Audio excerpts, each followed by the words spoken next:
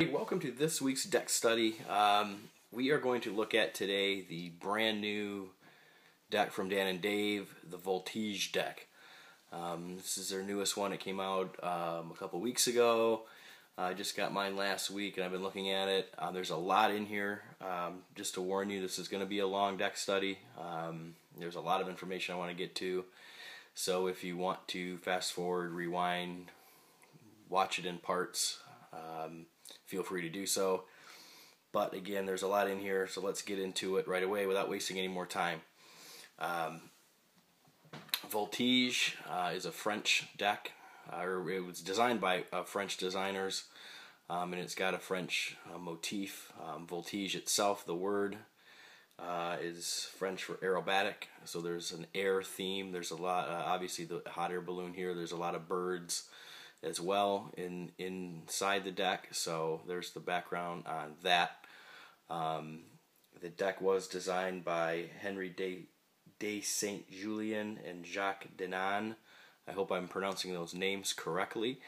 But again, this deck was a long time in the works. They put a lot of work into it, and it's a little different, and we'll get into that. And I'm curious to see if you guys kind of like the theme here, or like the deck inside. So the box is actually fairly plain. I'm not going to spend a whole lot of time on it, but as you can see, the main graphic on the box is the hot air balloon with the glove holding the ace of clubs. So obviously, the ace of clubs is the main card in a lot of European and French style decks, not the spades as you would find in some of the more modern ones and Americanized decks. So you'll see that on the inside as well. So this the main box, it is the metallic kind of foil, red on red, with the Voltige right there. As you can see, the birds flying about the hot air balloon in that aerobatic theme. Again, the one side, there's just a single bird on the top. And you've got playing cards with the designers on there. And the other side, you've got 3 birds on this side. You got one here, here, and here. And the D&D playing card company on the other side. And again, the back is just a flock of birds, kind of spreading out. And again, they're all in that metallic kind of. You can kind of see it shimmering in the light there. So it kind of pops a little bit. But other than that, the box is kind of plain. It is obviously in the new in vogue style horizontal tuck box. A lot of the newer decks are going that way now. Not sure if I like it or not. It is what it is. But that adds a little bit of added dimension to it. It does have a custom seal, obviously. And you can see it's got words on all 4 sides. Distributed by D&D. Let's see, you got here designed by J&H, which again is Jacques and Henri. Henri, however you say that, I guess. You got hands shuffled by you, and on the bottom here it just says playing cards. I don't know if you can see that in the light or not. You tilt it a little bit so you can see that. So you've got the 4 cards in the middle with some propeller wings or propellers, and you got the diamond, the spade, the heart, and the club on the inside. So the inside of the box, kind of the encasing on the outside is blue. There is a blue version of this deck, so the inside casing on that is red. So there's a little contrast there. There is reveals on the box. You've got a 9 of clubs here, and on the other side you've got a 4 of clubs there. I'm trying to get that a little more detailed. You see that right there. There is some artwork on the box itself. As you can see on the inside of the box, kind of through the shadows, you can see there's a bird cage on the bottom there. And it says Voltige off the top. I'm going to try to angle it just the right way. There you go. And obviously the bird cages and birds, you know, do go hand in hand with magic, so it does make a little bit of sense there. And you can see the one bird kind of on the flap flying out of the bird cage. So that's the box. Again, we'll leave it at that. Pretty plain. It does have, again, the horizontal opening. But there's your Voltige box. The cards themselves, you know, if you're not used to seeing these, it's going to take a little bit of getting used to. Here's the back design. It is a one-way back design. As you can see, the position of the hands holding the card in the middle. One is more of a biddle grip, one is more of a mechanic grip holding the card. So if you turn it, it does work as a one-way back design there, as you can see that. So the balloons, again, say Voltige, and then you've got every card in the deck kind of going around the outside with the aces sticking out. So you've got your clubs, spades here, you've got your diamonds and hearts on this side, which again would go in with your one-way back design. So you can keep track of a single card if all the other cards are turned around the other way.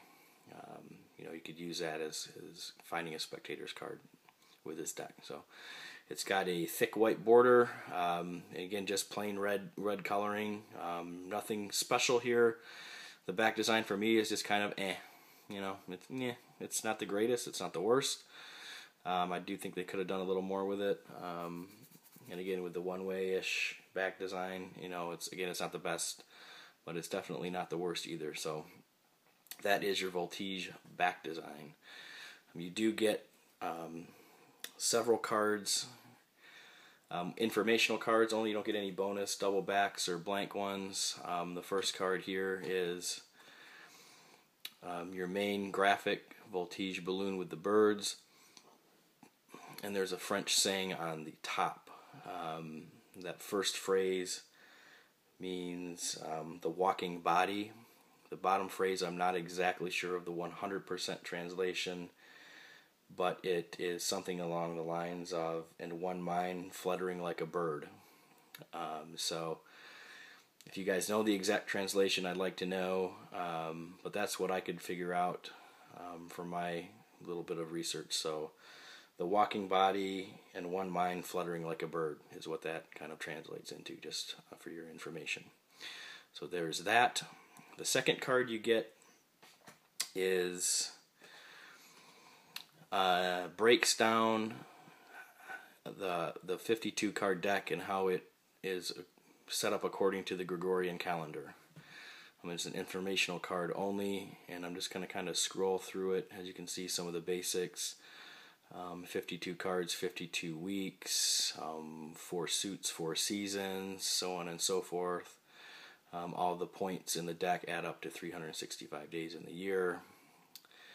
So there is that. You guys take a look at that, which is it's really cool, and it kind of gives you a little bit of the histrionics of playing cards and how they're set up and what they mean a little bit. So really neat. The other side is the same exact thing. It's just in French. So I won't spend as much time on that, but it's exactly the same. So there is your second extra card. Jokers, they're okay. They're not the best. First one, it is a long J coming from a table deck, and the cards are shooting into the air. Again, ending with the birds, the word Joker, and the ace of clubs on the top, which again is the larger of the 4 aces when you look at the actual cards themselves. So there is one Joker. The second Joker is even more strange. It's got a bunch of cards sporadically spread with you can see the J-O-K-E-R going through. Now there are 2, I guess they're reveals because they're the only 2 red cards in amongst all the black cards, which you've got a 9 of diamonds down here, and you got a 4 of hearts down here, which is red as well. So there's your second Joker. So again, they're okay. Again, I think they could have done a little more with the design elements and the air elements as well. So these are the cards going up into the air. These are the cards falling onto the table. So there's that. Now we'll look at the ace of clubs. Again, not the ace of spades, because the club is the card, like I said, in the European decks that gets the more attention. And they're not called aces, they're just the ones. So here's your Voltige, one of clubs, with all the clubs surrounding the club. You got the birds coming out, and you got Voltige here. And again, some more information on the bottom: designing, distributed by, and hand shuffled by you. I really like the club design. It's a little off the normal club. I think it's pretty cool. I like it a lot. And there you go. So again, custom font as well on these. So let's take a look at the number cards, or the pip cards. And then we'll look at the court cards last, because I'm going to spend a little bit of time on those. So here is the pip cards. Again, custom pips. They're a little more fat or pressed, I guess, a little bit. As you can see, let me grab a spade here from a bicycle deck. You can see the difference. One's more elongated, one's a little more fat. As a point of reference, and you get one number, one pip, and one bird on the ones.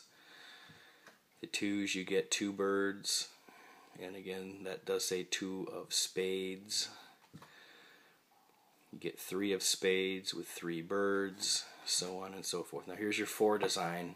That's not your typical four design. You've got this more of an L shape on here. And there's your four birds, and you can see as you go down through, you know, your 10, you've still got your birds. There's your spades. We'll show you the diamonds and the color contrast with the regular bicycle. Again, the red is more of the red that we saw in the David Blaine deck from last week. It's a little more of that muted, deeper red.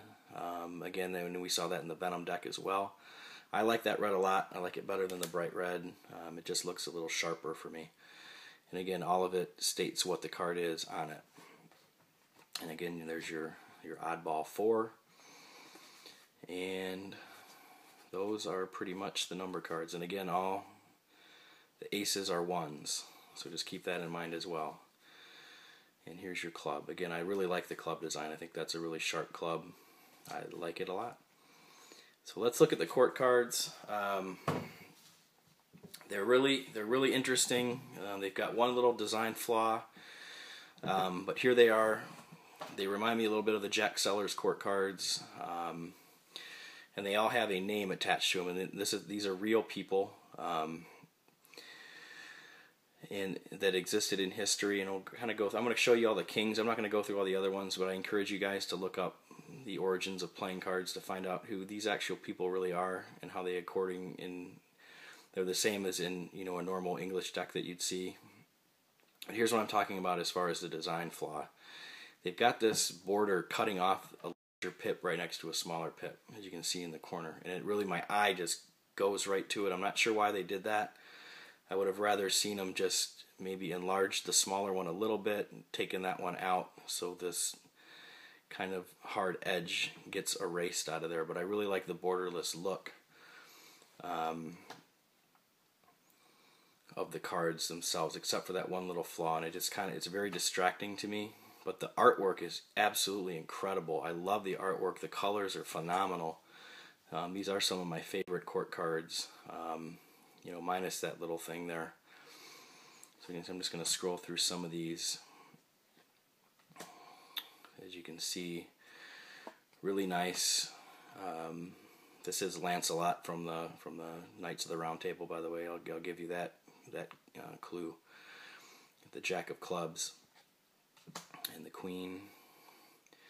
So really cool court card. So the kings I'll leave for the last, and this is what I'll leave the deck study at. So the kings in playing cards, they represent kind of the four main cultures of early history, or early empires, I'd like to say. You've got your early Roman Holy Roman Empire, you've got the Greek Empire, you've got the other Roman Empire, and then you've got, excuse me, I'm fighting a cold here, I apologize. But then you've got the Hebrew Empire from the early biblical days.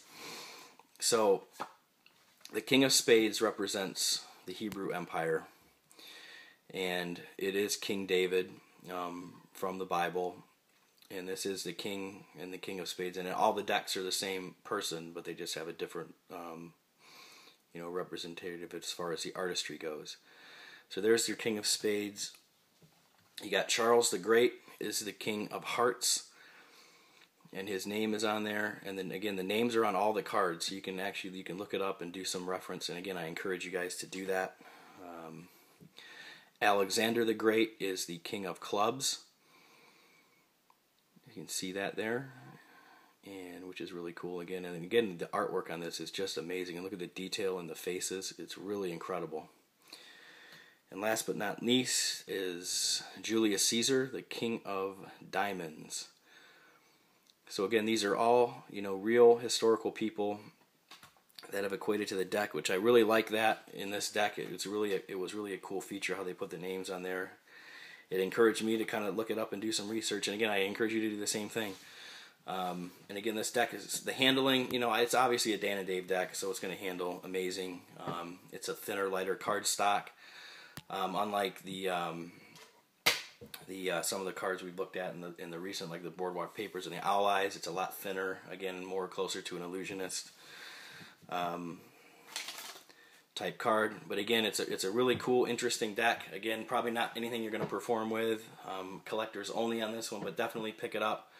It's a great deck. I'm going to mess around with it some more and do a little more research on some of the other things. So if you guys find anything else out interesting about this deck, let me know, and I will put it into the comments, and we'll leave it at that. Sorry it ran a little long, guys. I appreciate you staying with me for the full over 17 minutes now, and we'll see you out there. Thanks.